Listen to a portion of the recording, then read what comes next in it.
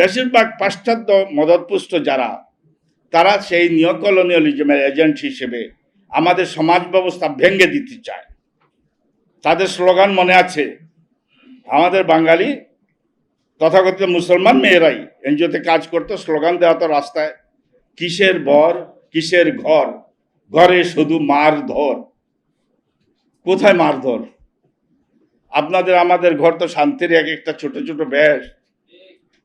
আমার দাদিকে দেখেছি দাদার উপর ছড়ি গুড়াতে। আমার মা আমাদের পরিবারের সর্দারনি, আমার বোনগুলো তাদের পরিবারের রানী। এইসব বিষয়ে বেশি আলোচনার কথা।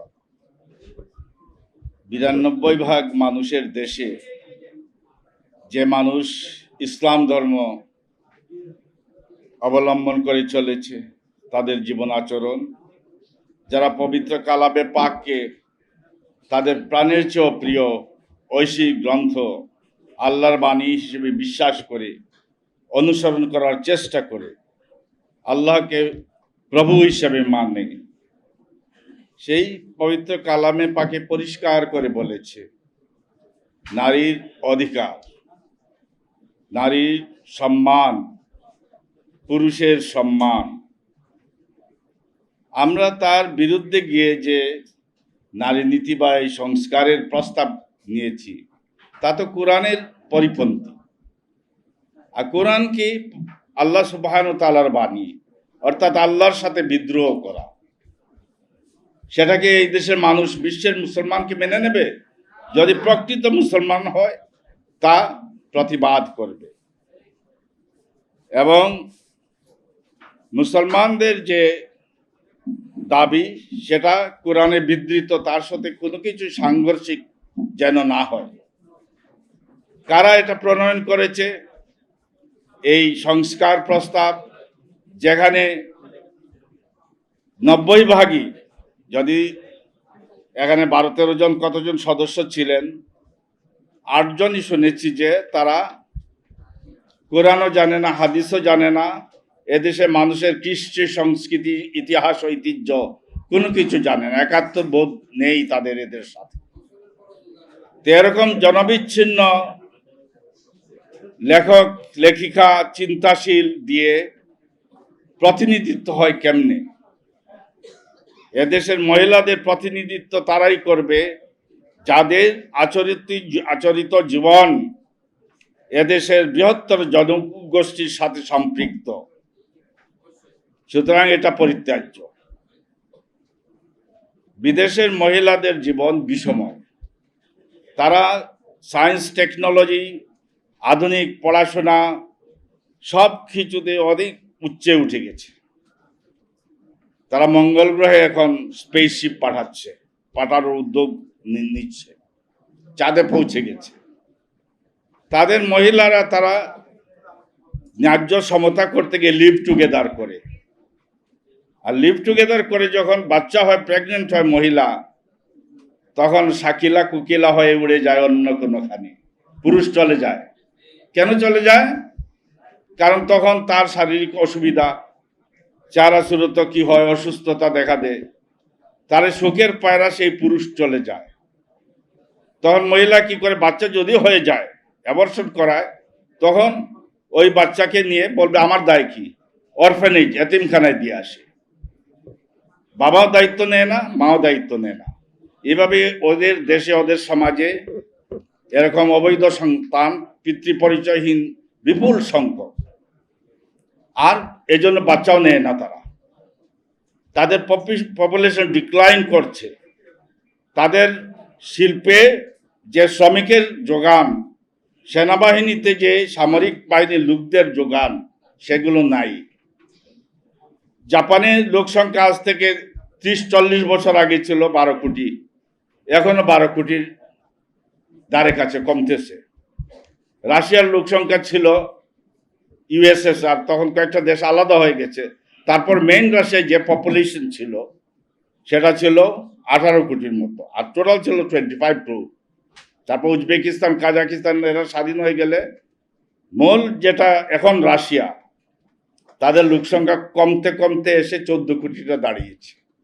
বাংলাদেশের চেয়ে 3-4 কোটি কম।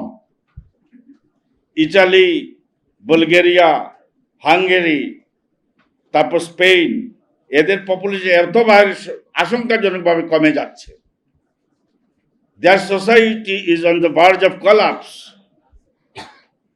তারপর এই যে আমাদের যেগুলো, ওদেরকে অনুসরণ করব কেন? তারা তাদের জিওপলিটিক্যাল কারণে নিও কলোনিয়ালিজম, নব্য উপনিবেশবাদ, আগে তো এসে দখল করতো লর্ড ক্লাইভরা, অস্ত্র শস্ত্র যুদ্ধ করত, পলাশির যুদ্ধ হইত। এখন তারা আছে, কিন্তু তারা তাদের এজেন্টদের মাধ্যমে এইসব দেশগুলো শাসন করার, দখল করার প্রয়াস পায়।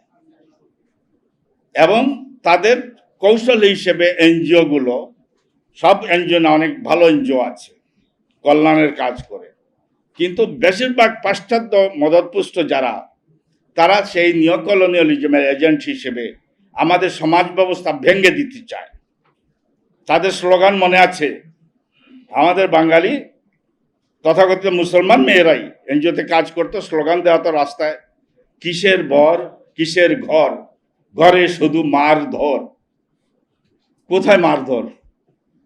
আপনাদের আমাদের ঘর তো শান্তির এক একটা ছোট ছোট ব্যাস।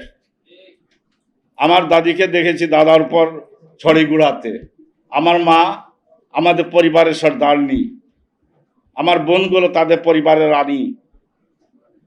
তো প্রত্যেক মুসলমানের ঘরগুলো এরকম, মা ফাতেমা, খাদিজা, তারা তাদের পরিবারে ছিল কর্তৃত্ব। আল্লাহর যে বিধান অনুযায়ী সেখানে একটা ন্যায্যতা, সাম্য, সমতা, অধিকার, ইনসাফ, আদল সব পরিবারের ছিল। তো ইসলামিক জীবন বিধান আমাদের পরিবারকে বেহেশতের সাথে সংযুক্ত করে দেয়।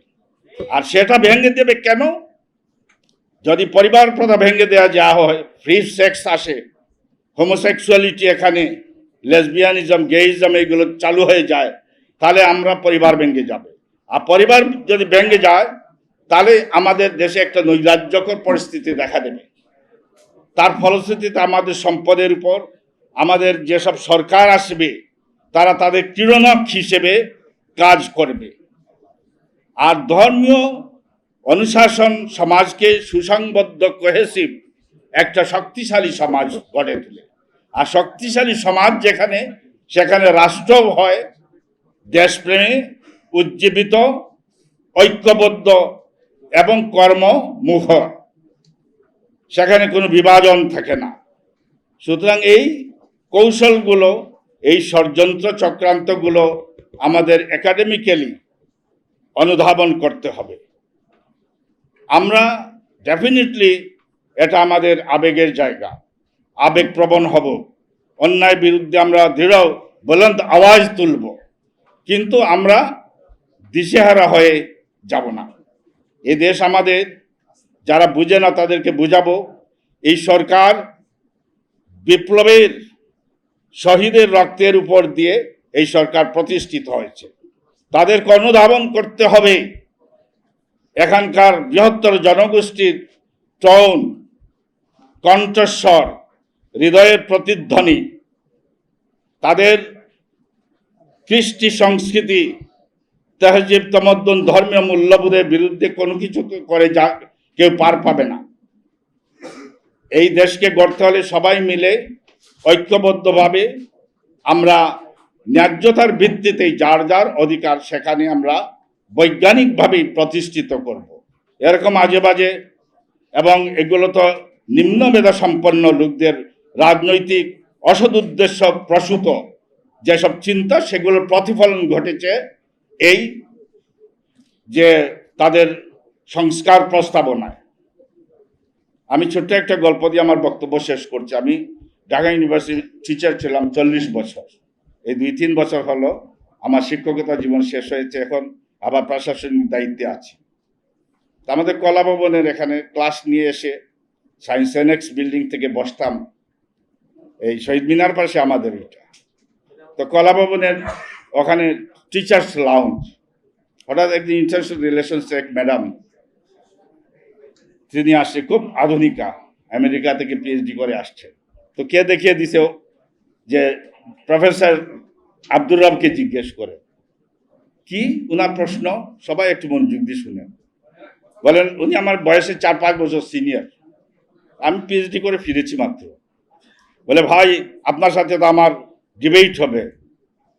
তা আমি বললাম, আপা ওয়েলকাম, ডিবেট হয় যদি যদি আমি জিনিসটা জানি, আমার সাবজেক্টের সাথে রিলেটেড হয়। তো উনি অবাক করে দিয়ে বললেন, আপনারা 4 বিয়ে করতে পারেন, আমরা মহিলারা 4 বিয়ে করতে পারবো না কেন? নাউজুবিল্লাহ মিন জালিক। আমি বললাম তো এটা ইসলামিক থিওলজিক্যাল সোশিওলজিক্যাল বিষয়। আমি জিওগ্রাফি, এনভায়রনমেন্টাল সায়েন্স, নদীর ভাঙ্গা গড়া, তারপর জলবায়ু পরিবর্তন, হ্যাঁ, জিওপলিটিক্স, এইগুলো জিজ্ঞেস করেন। তো উনি চেপে ধরেছেন যে উনি ধারণা যে আমি খবর শুনেছেন যে আমি ইসলামিক ভাবাপন্ন। আগে বাম রাজনীতির আমি চর্চা করতাম। তা আমি বললাম, আপনার কি ধৈর্য আছে শুনবেন? আপনি কি সোশিওলজিক্যাল, অ্যানথ্রোপোলজিক্যাল এইসব যে বিবাহ কত প্রকার কি কি এগুলো জানেন? উনি ইন্টারন্যাশনাল রিলেশনসে ছিলেন। পলিগেমি, পলিএন্ড্রি, মনোগেমি, বিবাহের এইসব জিনিস আছে। পুরুষের বহু বিবাহ, মহিলার বহু বিবাহ, এক বিবাহ, টেকনিক্যাল। দ্রৌপদী ও হিন্দুদের বিবাহ। তো দ্রৌপদী 5টা স্বামী ছিল: যুধিষ্ঠির, ভীম, অর্জুন, নকুল, সহদেব। হিন্দু মিথোলজিতে এটা আছে, মহাভারতে। তো সেটা কি এখন হিন্দুদের সমাজে আছে? নেই। তো মুসলমানদের ঢালাও না, ইনসাফ করতে পারলে। তো আমি ওনাকে বললাম, এটা religious perspective, historical perspective, political, sociological, biological, হ্যাঁ। তো এইসব বিষয়ে যখন ওনাকে বললাম যে আপনারা খামাখা, আমাদের 10,000 পুরুষের মধ্যে একজনের 1-2 বিবাহ আমরা দেখতে পাই। আর এটাও যদি সমতা ইনসাফ না করতে পারে, এটা ঢালাও কি নেই। আর তখন যুদ্ধে অনেক শহীদ হয়ে যাচ্ছিল। সম্মানের সাথে মহিলাদেরকে সম্মান দেওয়ার জন্য অনেক কারণ সেগুলো আছে, মিরাসের ব্যাপার আছে। তো আমি সুজা বললাম, আপনার যদি 2টা বা 4টা স্বামী হইতো, আর যদি এখানে মধ্যে বাচ্চা হইতো, তো কোনটার বাবা? তখন তো এরকম ডিএনএ স্টাডি টুডি ছিল না, তাইলে আপনি কেমনে কি করতেন? আর যেটা সুন্দর, হ্যান্ডসাম, স্বাস্থ্য ভালো, তরুণ, তারা নিজেরাই লড়াই করে শেষ হয়ে যেত সমাজ। ইনসাফের এই যে সাইন্টিফিক, এইটা সোশিওলজিক্যাল, অ্যানথ্রোপোলজিক্যাল, তারপর যে এটা লিগাল অ্যাসপেক্টস আছে, মিরাস বন্টনের, তো অনেক কিছু যেগুলো আমি জানতাম, আমাদের প্রিয় বন্ধু হুজুরদের কাছ থেকে শিখেছিলাম, সেগুলো মেরে দিলাম, ঝেড়ে দিলাম। তো মহিলা বললেন, ভাই আপনি এগুলো লিখেন না কেন?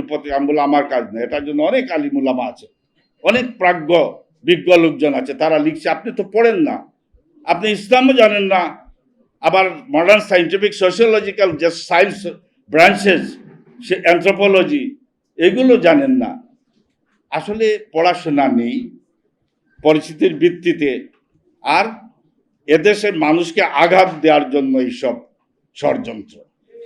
তো আমরা আবেগপ্রবণ হব না, আবেগ থাকা ভালো, আবেগকে নিয়ন্ত্রিত করে বুদ্ধিবৃত্তিক দিক থেকে এসব ষড়যন্ত্র, এখন অনেক কিছু আসবে।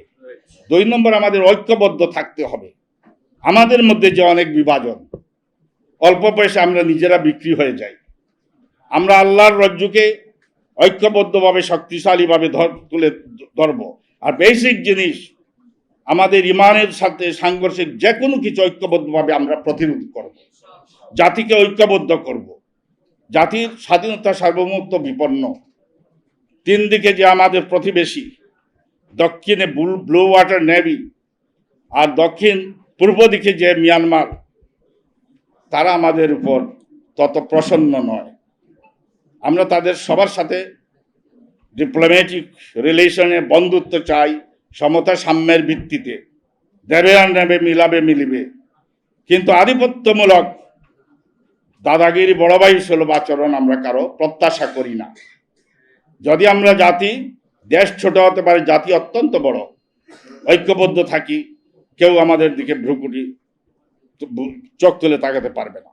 আর এইসব তো ষড়যন্ত্র অত্যন্ত ক্ষুদ্র। সরকারকে পরিষ্কারভাবে আমরা বলবো যে জাতি বিনাশী আমাদের বৃহত্তর জনগোষ্ঠীর আশা আকাঙ্ক্ষা ইচ্ছা ইমান আকিদার বিরুদ্ধে কিছু করতে যাবেন না। আপনাদের কল্যাণকর দেশ গঠনের সব কাজে আমরা সহযোগিতা করব, কিন্তু এরকম জাতি বিনাশী, ধর্ম বিনাশী, আমাদের ঐক্য বিনাশী কোনো কিছুতে আপনারা যদি কিছু করেন আপনাদের নিজেদেরই ক্ষতি করবে। আল্লাহ আমাদেরকে তৌফিক দেখ, ঐক্যবদ্ধভাবে আমরা সব ষড়যন্ত্রের মোকাবিলা করব। আল্লাহ হাফিজ। বাংলাদেশ জিন্দাবাদ।